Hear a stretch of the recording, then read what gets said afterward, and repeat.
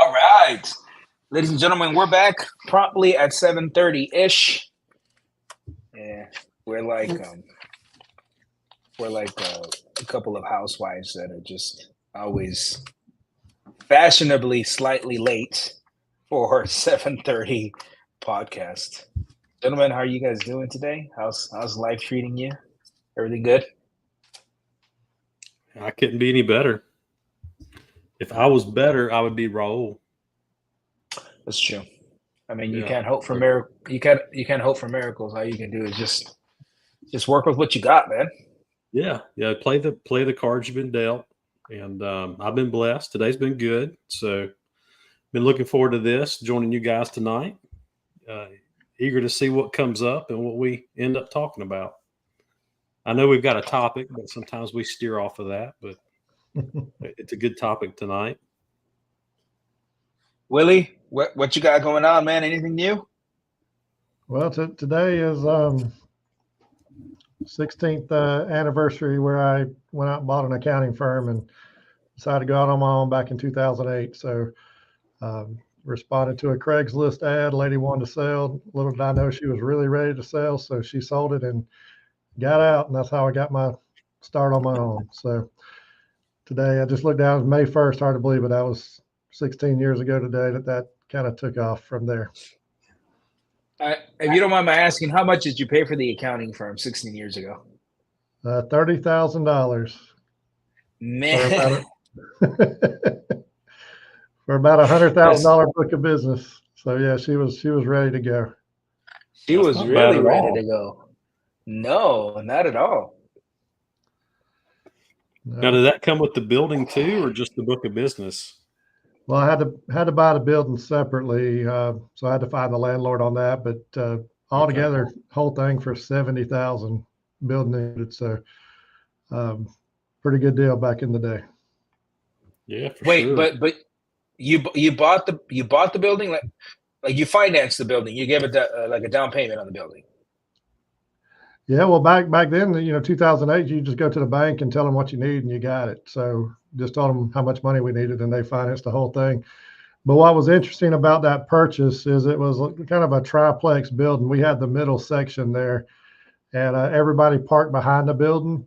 But when we went to close, we discovered that the parking lot was separate from the building as far as land goes. So I didn't have to buy 2 parking spots behind the building. And so anytime I caught somebody parking in those spots, I was like, you got to move out of the spot because we have paid good money for that parking spot. Yeah. So those were another $1,500 a piece to get 2 parking spots behind the building. But yeah, great start down there in Fort Valley, Georgia, which we're still down there, but we've moved to a different building since then, but still actually own that building. And it's a guitar repair shop now where a guy works on people's guitars out of. So it's been quite an adventure for the last 16 years. That's awesome, man. It's amazing. You know what? And that's actually a great start to the conversation today, because back in 2008, right? 2008, yep. That was the last major recession that this country has seen. We had somewhat of a recession in 2020, what we call the COVID crash recession. But I mean, that lasted about as long as most of Dwight's college relationships. It was just like really fast. It was. Did you like? I'm pretty fast. That was pretty good. I have to say that was. Well, but I married the last college relationship, so that's lasted 23, and we dated for about 5 years. So about 28 years that relationship's lasted. So, but you're probably That's right true. about the ones before that. Well, yeah, the ones before that were to you, those were like the COVID recession. However, from your wife's perspective, marrying you was like the 1930s depression. It's just something that just just continues to eat away at her for an indefinite period of time. So I feel sorry. I feel sorry for her. But But you, I wonder. Yeah, she was downstairs crying earlier, so that's got to be yeah, why. that's exactly why. Yeah. do you know what was interesting about that time period though? If you guys remember back, that's because people had bought houses and things. There's a lot of foreclosures, a lot of layoffs. When it came, so we bought that business in 2008. We had a decent tax season 2009, but about half of the clients in 2010 didn't come in to get a tax return because a lot of them had spent the whole year laid off and there wasn't any income to report. So it was kind of a wild time to start a business. And we talk about it being recession proof, and I guess for the most part it is. But that was a very special time where people didn't even they didn't have any income, and so because of that, there was very little tax returns being reported in that particular office. But things got better, and the clients returned, and they've stayed loyal to us throughout the years. But it's kind of a wild time to get started in the business. Well, I think that now things have changed so much with the amount of resources that people have today because of technology and the internet. Definitely, I think it's a much more difficult time for people in the quote unquote advisor profession, just because you can find so much information online. That's why I think nowadays you like if you want to charge people money for advice, your advice has to be pretty solid, because otherwise, I mean, most people could probably just do better on their own than they could with any type of quote unquote either tax or financial advisor. But difficult times in 2008, and the reason why I like that segue is because there's a lot of differences between 2008 and today, and I also see a lot of similarities, man. I also see the government just continuing to make the same mistakes and just a lot of the same dumb decisions. When I talk to clients, I always say that the U.S. government is like that one broke uncle that's always just asking you for more money, and it's just very terrible at managing it. And I feel like that's kind of the situation that we're in today. So in talking about whether we could potentially go into a recession or not, um, I guess kind of give me y'all's input. Like, what do you guys think? Well, I guess let's start with what's y'all's take on the current economic environment? Is it strong? Is it? I mean, the media says that the economy is booming. Everything's phenomenal. Everything's peachy. It couldn't be better. But what do you guys think? Well, I think when it's kind of a mixed signal. Uh, you know, when you get out and you travel and you see the amount of people at the airports, you see the amount of people at the hotel. Uh, I mean, people are moving. And if people didn't have money, they wouldn't be traveling. We went to the beach back the middle of March, and it was a cold, rainy week that we were there, but there were still a lot of people at the restaurants. There was still a lot of people out and about doing the touristy things. So from that standpoint, that maybe that's not the way the pros judge the economy, but that's the way I do it. I look at our people at restaurants, even here in town. Is the parking lot full at the restaurants, the malls, and all those signs look good. But then you go to the grocery store and you see how much it costs. You just get a few bags and it's a couple $100s, and you're like, hang on now, something rung up wrong. But that was right. It just ended up being more. The price of gas is obviously a lot more. So I don't know a clear answer on it, but something's got to give at some point. And my guess is it'll be this year. Wouldn't you say that's a safe bet? Will we really find out? Well, one of the indicators too that hasn't fallen completely yet, for those of you that have commercial real estate loans, a lot of them are tied to, there might be 15 or 20-year amortizations, but they're tied to 3 to 5 year renewal balloon notes every time. And so a lot of those notes that have been around 4 or 5%, they're going to come up for 8 or 9%, and that's going to test the recession a lot too here to see can a business owner absorb basically a double increase in the interest rates on some buildings that they're having to finance currently with their business. So that's going to be one thing that will definitely be coming out. So I think that was one of the marks was, will we start seeing some fallout from the real estate, which has continued to remain strong, and prices are still high and expected to continue to climb, basically for supply and demand. And in our local market, we've still got home builders that are building homes, and people are still buying homes. So even in high interest rates, things are still being bought. So that's the thing to really look at here too, is how elastic the economy is going to be. But to your point, Dwight, I mean, we went down to Panama City this past weekend. The restaurants down there are packed out, and people are having a good time, and the hotels and everything are staying full as far as I can see. So there's money out here, but I know there's a lot of people that are hurting as well. So I go to lunch at places that used to be maybe $8 or $9 to get lunch. It's now $20-$25 for the same lunch. And so you notice those kind of things. You pay the bill and you say, wow, that was a expensive lunch. But the joke that I have is I'm old enough to remember when it was around $5 or $6, and now it's not. So sound like some of the old guys here when they tell us that bread used to be a nickel a loaf and stuff like that. But it's true. We have lived through some times where things have gotten a lot more expensive. Well, I remember when I first started driving, my parents would give me $5 to buy gas with for the week. Right. And that would fill the car up, and I could go back and forth to school all week, and go to my friends' houses and stuff like that. So you definitely can't do fill your car up for $5.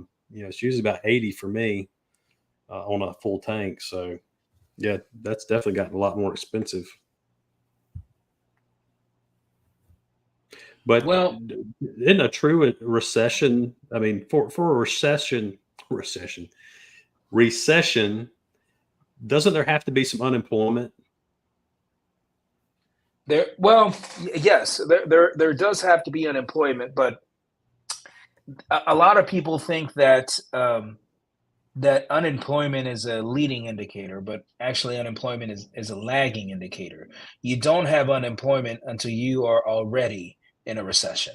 So unemployment comes later. We could potentially be in a recession now, and we're not going to see unemployment for another few months. Unemployment always happens at the end.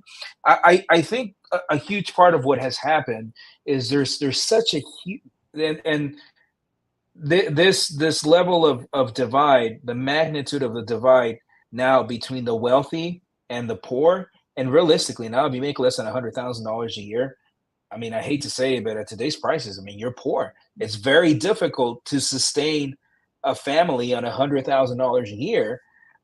I think that gap has gotten so substantial that it may never recover. It may be one of those situations where the rich just continue to get richer and the poor just continue to get poorer, because what happens in the situations that we're living in now is, assuming that we do go into a recession, well, what's going to happen is the federal government is going to basically make money cheap again. They're going to lower rates. So mortgages are going to go back to like your maybe 4 to 5%, and you're going to be able to finance vehicles at like 2% or maybe even 0%, because there's promotional financing through certain dealerships. Like everything is going to go back to that. And so then the wealthy, what they're going to do is they're going to go and buy more assets, and the poor, what they're going to do is they're going to go and buy more crap. And so then what that's going to cause is more inflation. And what happens during inflation is asset prices go up, and the cost of liabilities also goes up.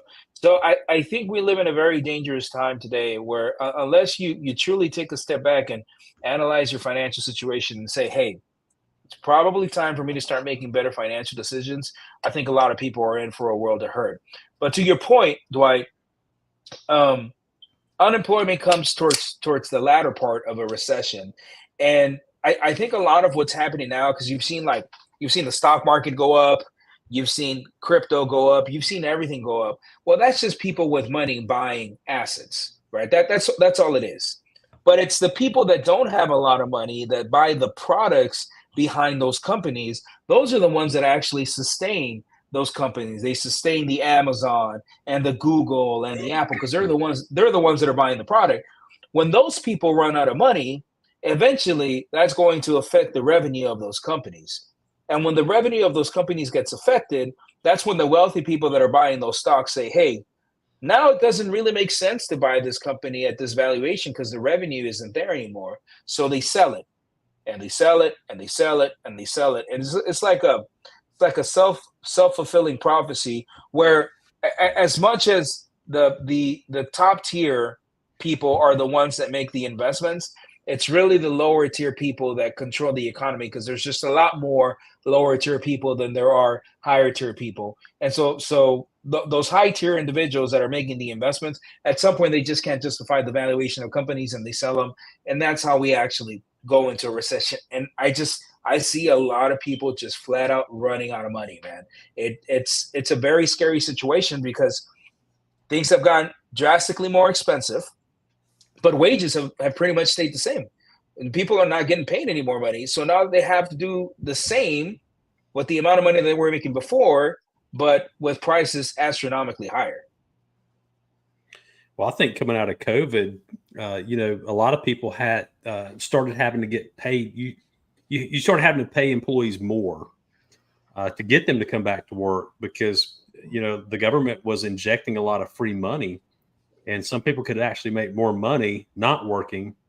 With unemployment and some other benefits that they were receiving, stimulus payments, and so at that point the employees had to start being paid more. Well, now, what's that? It's 4 years since COVID, isn't it? Yeah, that was 2020. So it's 4 years later, and those wages haven't kept up. They're still the same coming out of COVID, and obviously things are a lot more expensive than they were back then. But the labor market's kind of changed in that respect, where you don't have to increase the pay as much as you did. And two, sometimes even when you would increase the pay, it would affect some other benefits that person may be entitled to through the government. So then they would want less hours. So it's like you're paying them more, but they're working less, making the same amount of money because they didn't want to mess up their benefits that they were getting. And I guess that's another topic for a different discussion. But you're right. The wages haven't kept up with the inflation, and there are people that are struggling. To be able to put food on the table, put gas in the car, and even get to work. You were talking about though, as assets start to come down, and the people who bought those assets leave, and sell.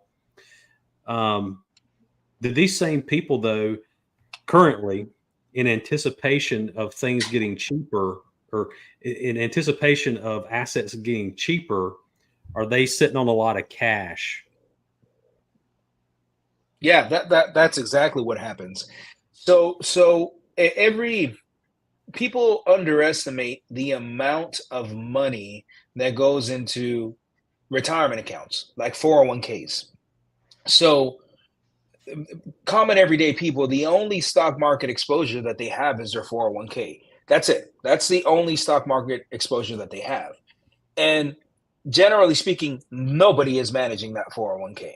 Like nobody. You're just saying, well, eeny, meeny, miny, mo, let me just go with this option, and it is what it is.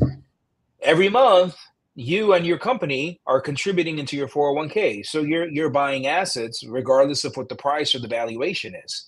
And so the wealthy and more sophisticated investors, they'll buy all of those assets when they're selling at a massive discount, but they will sell them when they're selling at a premium. So let me see if I can share my screen with you guys to kind of, I want to show you all. Right now, the market is having a tough time continuing on this uptrend that it's been in 2024, and I think a huge reason that is because we're running out of steam. Let me. How the hell do you share? Oh, presents. Share screen. Okay. Here we go. So this is the S&P 500, and this was the, so to kind of get a big picture overview. This was pre-COVID. This was the COVID crash. So this is all money printing. This is when everyone was getting free money. So while people were purchasing junk, wealthy people were buying the stock market until we hit roughly about 9.1% inflation. That was here. That's where the federal government said, we messed up. We need to start raising rates. They started raising rates. What happens when the stock market falls? Because the stock market doesn't like expensive money. They like free money. Businesses like free money because then it increases profit margins. Right around here, we felt like the federal government was done raising rates, which was realistically towards I'd say towards the middle part of 2020. What is this? I'm sorry, the latter part of 2022, beginning of 2023. We figured that we were done raising rates and that basically the Fed was going to start cutting interest rates real soon.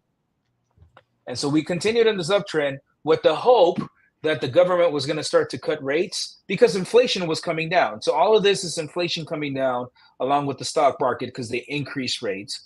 And all of this is optimism that we're going to lower rates and we're going to make money easily accessible again until we got to here. Problem now, and the reason why the stock market has started to sell off again is because inflation is not going away. Inflation has actually been ticking up for the last few months. And because inflation is ticking up, now pretty much all of the rate cuts that were priced in for 2024 are pretty much gone. Right now, the market is starting to anticipate that we might not get any rate cuts until 2025. Market doesn't like that, which is why now the market's selling off again. The market's a very emotional place, and it's very difficult to gauge what the market's going to do. But if you understand like the macroeconomics of what's happening, you can kind of see how things play out and why they play out the way they do. So to your point, Dwight, I mean, and also William, when you were talking about the businesses borrowing money, if businesses start to have to renew those loans at a much higher rate, that affects profit margins. That affects profit margins very, very aggressively, which means they're going to have to cut expenses somewhere. Where do they cut expenses? Well, the labor force. They have to start letting people go. So a lot of the times, all this stuff that happens is just a self-fulfilling prophecy that eventually we do hit a recession. And so the whole reason why I thought this was a good concept today is because in reality, this is something to consider because it's a great opportunity for people that have money. Recessions makes more millionaires than any other time period. There's this saying that bull markets and booming economies can make you money, but recessions can make you wealthy. Well, because when we hit a recession, everything's selling at a discount, and therefore it gives you an opportunity to buy things heavily discounted and then just wait for them to go up again. And so people with a lot of money and a lot of cash, those are the opportunities that they wait for. Well, that's a good point as well, is with the recession, there is a lot of wealth that can be created. And, coming out of 2008, it was about 2010, when I bought my first two investment properties, and because they were foreclosures. And so, you hate to have a recession. You hate, because that during a recession, there's people that are going to suffer. There's people that are going to be on the wrong end of that recession. But at the same time, I'm kind of, for myself, I guess, eagerly awaiting things to be discounted again, because I'm ready to take advantage of it. And so I'm hoping our viewers, through watching this, can also get prepared. And now is the time to be saving up your you're creating your little reservoir of funds that you can deploy, when it all hits the fan. So, I'm on one hand looking forward to it, but on the other hand, you don't want to take advantage of other people's misfortune. But hopefully, through this, people watching this, they will have a fortune at the end of it. I agree, man. Willie, what's your take, man? You work with a lot of clients. Some of them are high income, some of them are not high income. What are you thinking? What are you seeing with some of the people that you work with? Well, one of the things that I guess has amazed me in some regards to it is people that are making $200,000 to $300,000 a year are starting to face some difficulties as far as having cash reserves.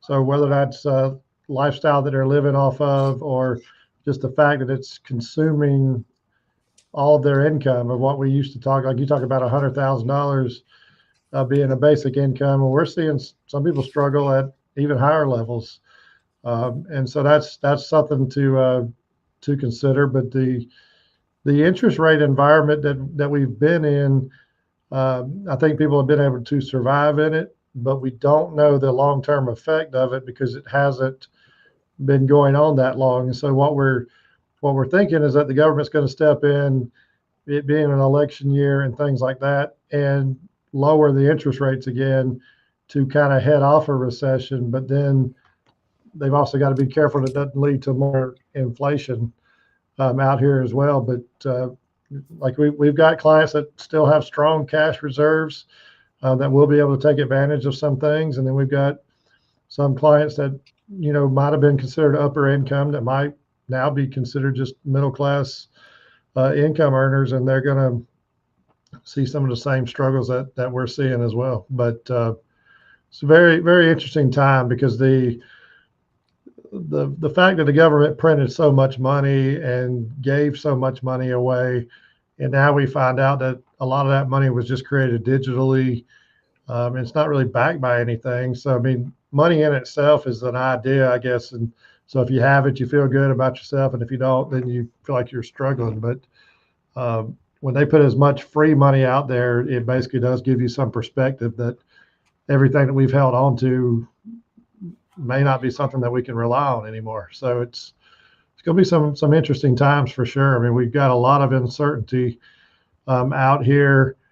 I did notice this past tax season, we had more clients that would question bills that we gave to them and things like that. They still paid it, but there was a little bit more apprehension than maybe there was in the past. But, we're trying to explain to them that the same struggles that they're facing, the way I earn my income is by charging fees. And so that fees that they're paying me is the money that we use to be able to buy the goods and services that we need. So, I mean, when things go up, their accounting bills go up accordingly because we've got to be able to support our families along the way as well. So, but there was a lot more people this year that would say, things are kind of, they understand that's the thing about it. They understand, like when they go to, say, a fast food restaurant and something that used to cost $1 is now costing $2 or $3.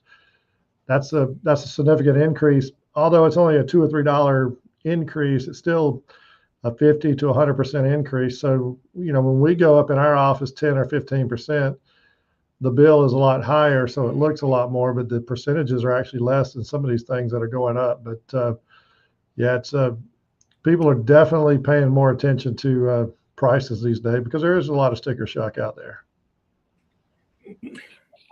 Well, and that's a good point. Go ahead, Dwight. I was going to say, I find that interesting as well at our offices because, we're buying the same milk, we're buying the same bread as our clients are, and so it's not like we're buying our milk or eggs cheaper. So we're affected by the same thing too, and Yeah, both my offices, the rent has gone up as well. The landlords are charging more. Luckily, you own your offices, so that's good. But I've had a price increase on that, and then also I try to increase the wages for my staff every year a little bit. Because they got to buy gas too, milk and bread and all that, groceries and stuff. So yeah, everybody's affected by the higher cost of things. Sorry, Raul, go ahead. I just wanted to No, no, get no. that out while I was thinking about it.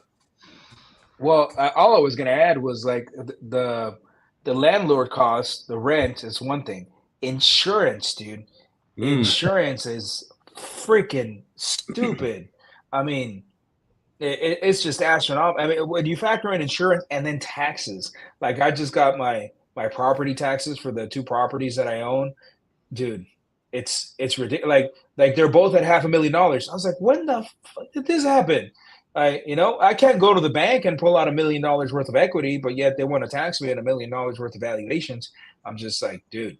So I think a lot of these components were not factored in with a lot of people that bought homes here recently, because most people when they purchase a house, they escrow the taxes and they escrow the insurance, which means that when you purchase a property, you factor in what the property is going to cost you, and taxes and insurance at that time.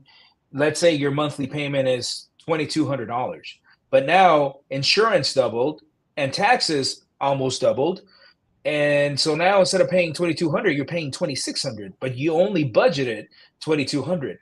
That's also a huge potential problem that could be stirring that could hit us in the next couple of months. yeah, especially if you overextended yourself on that purchase. When you were thinking it was going to be that lower amount, because it always gets adjusted once that new sales price goes through the county. They sock it to you. And I'm a licensed insurance agent in the state of Tennessee, Georgia, Texas, and car insurance has gone up, home insurance has gone up, and we've had some carriers that just aren't even writing new business right now. And so people are shopping around for especially car insurance. We've noticed people have started searching for a cheaper rate. But what we're finding sometimes, we're able to help some people, but depending on the carrier that they're with, sometimes they're better just staying with who they have, even though it's a higher rate than what they're paying. But in my opinion, just to throw that out there, it's always good to shop your home and auto about every 3 years. So everybody listening, it's good to shop that around and see, because when carriers are looking to attract business, you can get a lower rate. And especially too, depending on who you're coming from, some carriers want to pick up that business. So make sure you're shopping that. I don't think anybody's going to want to pick up my business after I'm done with my current claim. No, you may be several years before you can do that. Yeah, they're going to be like, no, we're good. Mm-hmm. We're good, man. Yeah, you and your candles can stay with the company that you're currently with. Yeah, that's gonna be real interesting for me. Well, I guess let's talk about some of the things that we can do to mitigate. Like, I mean, what can we do to prepare for a recession? Like for you guys are investors, you guys do well. What are some of the what are some of the precautions that you guys are taking in terms of preparing for a potential recession? Well, as far as rents and things like that, we've had to approach tenants, and I mean, I understand the struggle of the tenants, but like you talk about, the insurance and taxes go up on these properties, and so for the first time in several years, we've had to approach tenants and increase rent just to try to stay ahead of it. And so those are difficult conversations to have along the way to kind of try to keep your bottom line. I've got some commercial property, and instead of increasing the rents, we've negotiated with some of the tenants to help foot the cost of some improvements that we're doing to the building. So that's a way that at least they feel like they're getting some value because we included them in on the improvements that they wanted to see in their particular office, and then we kind of split the bill with them on some of that stuff. Uh, so we're trying to use this opportunity to increase and give some value, but it's a very challenging time across the board for the investments. And then personally, I'm concerned because I do have some commercial properties coming up for renewal, and I'm sitting here. We're kind of in that time period before the election. We're expecting some interest rates to come down. So it's gonna be right here at the wire, personally for me, to see how some of these interest rates shake out as we go into the third and fourth quarter of 24, and then I've got some other ones that come up in 25 and 26. So still holding on that they'll renew at a decent rate, but really don't have control of. I mean, it's what the market rates are at the time of renewal. We know that as a risk, so we've enjoyed some low interest rates. There was a line of credit I took out several years ago that came in at a low rate, and of course they told me at the time this rate won't last. That rate lasted 15 years at a low rate, and then of course as the Feds have increased with their increases, it finally went up after all these years. So it just had to pay it and try to pay extra on it to pay down the principal of it. But yeah, there's challenges all along the way, and that's what we realize is personally we can't control a lot of this outcome. So we just got to try to prepare, the best way we can. Sticking some cash away, but not saving too much of it, but actually trying to put some of the cash to work to increase, your investments that way as well. So, you can only cut costs so much, even in your business. I mean, so at some point you have to focus on the revenue side of it, and it's a lot more fun to try to increase revenue. But it's a challenge across the board, no doubt. Well, you're talking about the commercial rentals and stuff. One thing that I'd recommend doing for sure to protect yourself against the increase in property taxes, the increase in insurance, is to always structure your lease with the triple net lease, where the tenant is always the one responsible for taking care of those. And typically you find that structure more on the commercial side than you do residential. You just try to price it in, with the residential lease. But that would be one thing, just to piggyback on what you were saying, is to make sure you're structuring your leases that way. Personally, I've been in cash for probably a year now, and maybe I've lost some opportunities to grow my portfolio. But as far as my brokerage accounts and things like that, I've been in cash, just waiting it out. And so you're the financial advisor, Raul, but I don't know if that's a good strategy or not. But before that, I was hemorrhaging a lot of money because of some of the investments that a former advisor had put me in. And we were just trying to stop the bleeding and put a tourniquet on it, and at least maintain what I had and not lose anything else. So CDs are paying good. High yield savings accounts are good with interest rates right now. I had somebody the other day complaining about making $22,000 in interest last year, and was pissed off that they were having to pay taxes on it. And I'm like, that's $22,000 that you didn't have to get up and work for. I mean, so who cares if you pay a little bit of tax on it? But I'm hoping to pick them up as a new tax planning client, where we can work to help mitigate that plus some self-employment tax that they were having to pay. So that'd be my recommendation. Just sit on some cash, be prepared. You've got to have some savings on hand to take advantage of what's coming. And like you said, this is going to be a great opportunity to generate probably some life, family changing wealth. That's the way I'm approaching a lot of purchases now. I'm analyzing things differently. Do we really need that? Is this going to be an asset? Is it a liability? Will I be able to make money from this purchase? Is kind of what I'm looking at things, which, maybe that's not fun, but in a year from now, if I've got money to take advantage of things, I think I'll end up having a lot more fun at that point. Delayed gratification.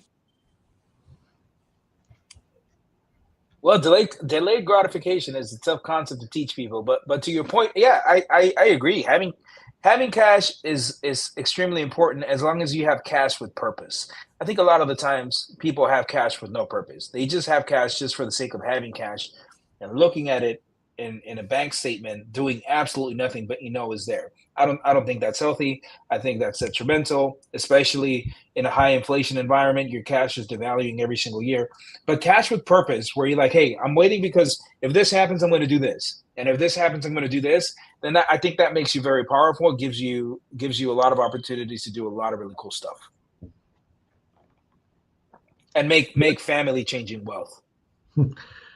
But it is kind of crazy when people make investment income, like you're talking about, with very little effort on their part, and they have to pay a percentage of taxes, and they'll say stupid stuff like, if I didn't have this money, I wouldn't have to pay this tax. And you're like, no crap, but they can't understand that they're still better off, even though, I mean, we are champions for paying as little tax as you can. But I mean, come on, if somebody puts $22,000 in your bank account and you have to pay about 20% on it, who cares, man? That you got your return there. I mean, but you know what's been interesting this year is we had some retired clients come in, and they had, they were used to making interest income, and then throughout the last few years, several years, whatever, they had not made hardly any interest income off of their money. And some of them to a point where they were saying, they were kind of struggling a little bit. And then this year they come in with this big interest income. And so we actually had some people that normally may not have had to even file a tax return, that now, because of their interest income and their retirement and their Social Security and all of that, has now put them into an income bracket to where they actually do need to file a tax return. And we had an 85-year-old that's going to have to come back next year after he had been told, for the last several years, he always comes in and reviews his situation. And we're like, no, you're good. You don't have to file this year. And for those watching, what we mean is that when people fall below the standard deduction, they don't have any withholdings, they have no tax liability and no need to file a tax return on their actual income. But this guy, because he put his money in a high yield savings account, will actually have to file a tax return. So that's another expense that, yes, they're making more money, but they've got to now deal with as well. But we saw some crazy numbers this year on interest income, and it's because of the high inflation. So we're not sure how much value that money is, but yeah, if you don't be dumb. If you pay a little tax on the money that you're making, is not a bad thing. Well, is it a good strategy though, if somebody is complaining about having to pay taxes like that they could just give that money to us and then we pay the taxes for them? Yeah, I mean, we would be glad to take that and pay all the taxes for them, right? Yeah. And I'll take that deal. Yeah. And I've got a client that is sitting on like $400,000 in a savings account, not even a high yield savings account. They're only like 1% on it, but they like to look at that statement every month and say, this is what I have. And when I try to tell them, man, you're killing me here, because we could put that money to work, or even, get you a decent interest rate on it. But they just like to see that they have the money, and it doesn't matter what it's returning. But they don't understand that money is not as valuable as it was when they first put it in that account. Exactly. No, it's drastically negative. Yeah, it's drastically negative. You just don't see the numbers changing. Mm-hmm. And the interesting from a life lesson, I remember when I was a kid, we'd always get $4 or $5 for our birthday. And one year, I think it was one of my grandparents gave me like this money necklace, and the dollar bills were rolled up, and I didn't want to spend the money because you'd have to get rid of the necklace. But what I found out is that $5 didn't, the longer you held on to it, and this was some concept that we were trying to be taught, it buys you less and less. So eventually, you need to put that money into the economy and let it work for you. So, that's why it's called currency, because it's supposed to circulate around. And when people hold on to it, they also create problems in the economy because we are a consumer economy. So that's another thing that you have to not be afraid to spend money along the way as well. So it's just two extreme that we see out here. We got people that hold on to money for no purpose, and then you got people that actually do need more money, and maybe they don't know how to go and get the additional funds that they need. But yeah, it's crazy the stuff that we run across for sure. Yeah, money's just a circle. It's just a tool. And it was funny because there's somebody that helps me, but I also help them. And a couple of weeks ago, I sent them an invoice the same day they sent me an invoice. And it's just like, money comes in and it goes out. And then he's going to send me the money. Or, the invoices were different, obviously, but it wasn't the same amount. But it's just strange how money circulates. And to I think that's a good point. It is meant to circulate. And when people are just sitting there holding it in an account, paying that low of an interest, the government is saying you need to get that money out and at least get into something that's going to pay you more interest than the money. They don't want you really saving it. So they want it circulating and going from pocket to pocket. So that's interesting how it all works. And man, maybe that's what, Velocity of money, baby. maybe that's what some of these people understand that we're seeing at these restaurants and things is they're going to continue to spend it because it's going to come back to them in some form or fashion. But yeah, I guess that's what's been amazing to me is that we've seen the prices of stuff go up. And yeah, we run across people that are struggling or whatnot. But I ran across a guy a year or so ago, and he said, every time the president changes, the same people say they struggle all the time. So it doesn't necessarily matter. It's the people. So, there's people that find a way, and there's people that make excuses, I guess, along the way as to why they can't do things or why things aren't going their way. But yeah, it's amazing that when you see people out there that are just freely spending money. And the place we were having dinner the other night, it was like a revolving seats at the bar where people were just stopping in, eating. I mean, they weren't even eating their whole meal. I don't even know what they were doing, but they would order a drink, eat a little bit of their money, pay the bill, which was $20 or $30 a person, and they were gone. And then the next person's showing up, and they're basically doing the same thing. I mean, it's just making a little pit stop in these restaurants and spending money and moving on to the next place. I mean, I don't know what they were doing, but they were obviously had the money because they were paying it and moving on. But I think it also it really determines what type of place, because there's places that people with more money go to, and then there's places that people with lower resources go to.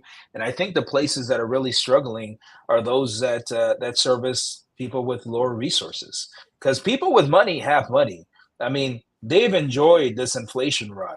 This has not affected them at all because they all had assets, and those assets doubled or tripled in value with inflation. So that's what I'm saying. The divide is so wide now. I was watching one of the financial dudes that I watch is a very, very smart guy. He said, you know what, I went to this convention and we had dinner at this really fancy restaurant where it's like $100 to $150 a plate, jam packed. He said across the street there was a pub, and he was like, let's go have a beer. And that was it was just a pub, just something that, a place that services the locals, people that aren't necessarily very well off. There was 2-3 people there, and he said it was completely dead. He asked the bartender, he said, hey man, I mean, is it normally this dead? She's like, yeah. He said, we're getting ready to close down. Like we can't sustain keeping this place open anymore. So that's what I'm saying. The divide is so wide that unless people really start to make an active decision that they want to grow their wealth and they want to be actively investing in the right things so that they can keep up with a lot of these challenges that are happening, I think that divide is just going to continue to get bigger.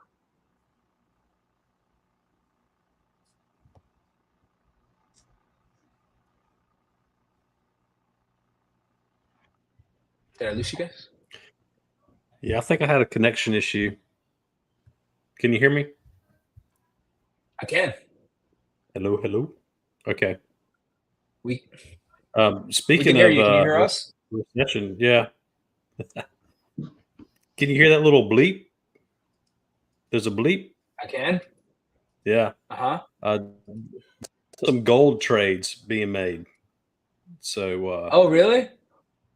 while we've been sitting here talking, $30 profit on gold. So and Raul, can you talk about how gold plays into this and factors to look at, gold versus how it reacts to stocks and the economy? I mean, generally, gold Not is to put supposed to you on be the a spot, but no, no, no, that's fine. No, gold is supposed to be a hedge against inflation, right? Over the course of the last 3 to 4 months, everything has gone up. The stock market, gold, everything. We were on this everything goes up rally, but in essence, gold is supposed to go up when stocks are going down because it's a flock to safety. When people don't know what to invest in, they don't want to invest in bonds. They don't want to invest in stocks. They invest in gold. So, because realistically, gold has not done much in the last 10 years. I mean, gold has been relatively pretty stagnant. But this whole inflation situation and everything that we've lived through over the course of the last couple of years has really sparked an interest in gold. And so, definitely something to be mindful of. I mean, it's been hitting new all time highs with regularity for the course of the last few months. So, um, if that, I mean, by now, a lot of those gains are already factored in, but I would say definitely something to watch. It's a commodity. Commodities have done well, especially gold. It's supposed to be a hedge against inflation. It's supposed to move opposite the stock market. Maybe gold is an indicator of what's going to happen with the market in the next 6 to 12 months. I don't know, but it's been an excellent play over the course of I'd say the last 6 months has been doing exceptionally well. yeah, it's interesting too how gold reacts to world events. Because I was watching it. When was it? When it was just recently. It was a week or two ago when the Israeli conflict with Iran happened, and Iran launched a missile, and then Israel retaliated. And as soon as Israel retaliated, gold spiked, and it just went straight up. And so that's something to be mindful and watchful of for people listening out there. That could be a good option for people, or maybe not an option to invest in, but an indicator, right? Just something to watch. Right. Yeah, definitely. Yeah, y'all remember when all All those right. gold stores were popping up on every corner? Yeah, yeah. Sell your gold here. Yeah. That's a good point. I haven't seen any of those recently. No, not like it was. I mean, they were on every corner, several of them, and people were selling all kind of gold stuff to raise cash, which was interesting because the gold is supposed to be perceived as a better value than the cash, but when people had no cash, it was like, let me sell all this gold stuff I got to get a little cash, and I don't know, makes you wonder what then happened to all that stuff and those people that ran those stores. They're doing CBD now. Is that what it is? Okay, we have Yeah, those. yeah. Either CBD or vape. They're vaping. Yeah, we have smoke shops on every corner now. You're right. Very good. They're doing CBD and they're too stoned to buy gold. I have a funny story. I had a client that's in their late 70s, maybe early 80s right now, and we had one of those stores open up, and they just didn't understand. They went in there and got them some gummies and didn't understand exactly the power of the gummy, and the person that sold it to them was telling, these will take care of all your aches and pains and everything. But what they forgot to tell them is they were supposed to cut it up in like into 4 pieces and only take a little bit at a time. And they ate the whole gummy like it was a gummy bear. And so they didn't have any worries for like 3 or 4 days after that.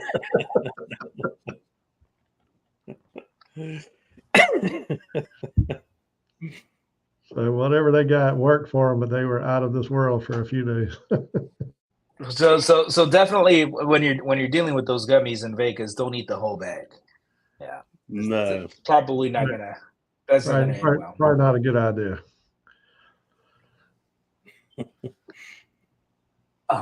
All right, gentlemen. Well, we're coming up on the hour mark. Anything that you guys want to close out with? Any recommendations that you want to make to anybody that watches this either today or later on this week? What they should potentially do if maybe they're running into a scenario where they're having more month at the end of their paycheck. What would you guys recommend? Well, if they're having more month at the end of their paycheck, obviously that indicates that their expenses exceed their income. And, maybe you take on another job to increase your income, because even with us and the people that we help, sometimes they don't really have a tax problem. They just have an income problem. They need more income. They also need more capital. So you need to keep some more capital on hand. If it requires getting a second job, just to be able to save that capital, because and to be careful on what you're buying. Just make sure that you're buying things that you need. Where maybe you do, if you're only buying things that you need, and maybe that could help you save money, because there's going to be a good opportunity, in the near future for people to make tons of money. And you got to be prepared. I think Warren Buffett's sitting on 150 billion or something like that. Something like that, yeah. That he can deploy, once it hits the fan. So that would be my takeaway, is to sit on some cash and be ready, and be mindful, though. The first indication is not when you want to go in. You still want to be patient and don't jump in too early. So another thing I want to say is the Nashville Predators is our hockey team here, and they won last night, which means they're still in the playoffs. And Game 6 is Friday against the Vancouver Canucks. So go Preds. I like hockey playoff. So hopefully the Preds can win and force a Game 7 and keep going in the playoffs. So go Preds. Good luck. Yeah, it's amazing that Nashville's considered an East Coast city, but they play in the Western Conference of the NHL. So quite interesting there. But yeah, that's good. And the Carolina Hurricanes is another team that's out here dominating as well. So it could be interesting. That could be almost maybe a regional rivalry if they can continue to win along the way as well. But that's going to be quite a busy downtown Nashville Friday night for you, isn't it? Well, you've got the Preds playing Friday, plus you have Morgan Wallen playing. So hopefully no chairs will be thrown off the bar rooftops. But be watching out just in case. So yeah, Morgan Wallen's in town. I was listening to the radio earlier today, and I forget the number of people they were expecting in Nashville this weekend. It's 3 nights. It starts tomorrow night, his concert, tomorrow, Friday and Saturday. So yeah, there's gonna be tons of people in town. So and Nashville's always crazy. I was gonna say, with money to spend, and those hotel rooms in Nashville are quite pricey as well. It's unbelievable what they with no fear of recession. Right. Let the get to Raul. Have you been to Nashville? I have. It's a different world, man. I want to say I like it more than Vegas, because you can kind of get through the main portion of Nash Vegas pretty quickly, whereas you can't really do that with regular Vegas. Regular Vegas is just enormous. So yeah, I like Nashville.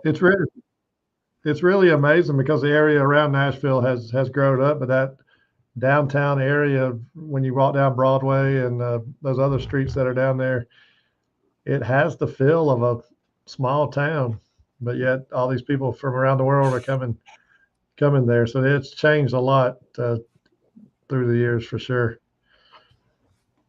At one point, it was the bachelorette capital of the world. So people, the bachelorettes getting married would come for their final hoorah in Nashville, and so you'd see all these little bachelorette parties, going around town. It was funny, but I think last I heard, maybe it's Scottsdale now. It has kind of taken over. Yeah, I think it's Scottsdale. I may be wrong by that, but there's still a lot of people, because even when I fly in and out, usually wherever I'm flying, there's a bachelorette party that's all wore out because they partied, flying to where I'm going, and then coming back, it's a bachelorette party that's all excited, because they haven't been partying. It's just funny how that works. Yeah, they would ride around on these like bicycles and stuff, where there was like one big drunk riding that they were on and everything. So yeah, it was a lot of hoopla. Yeah, it's a bicycle bar, right? Yeah. There's a bartender serving them drinks. Well, maybe we need to let our local restaurants around here understand that they need a bartender at their bar if they're going to have one. But Exactly. That's another story for another night.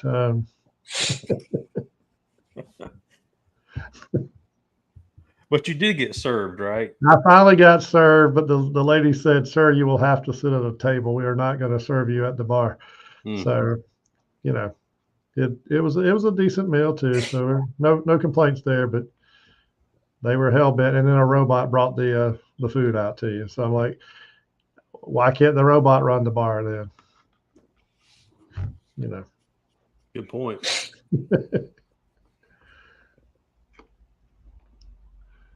Yeah, earlier tonight, Raul, they told me it would take 20 minutes to get a drink. I'm like, I understand you're busy. You can just hand me a drink and then we'll worry about the food later, but they could not do that.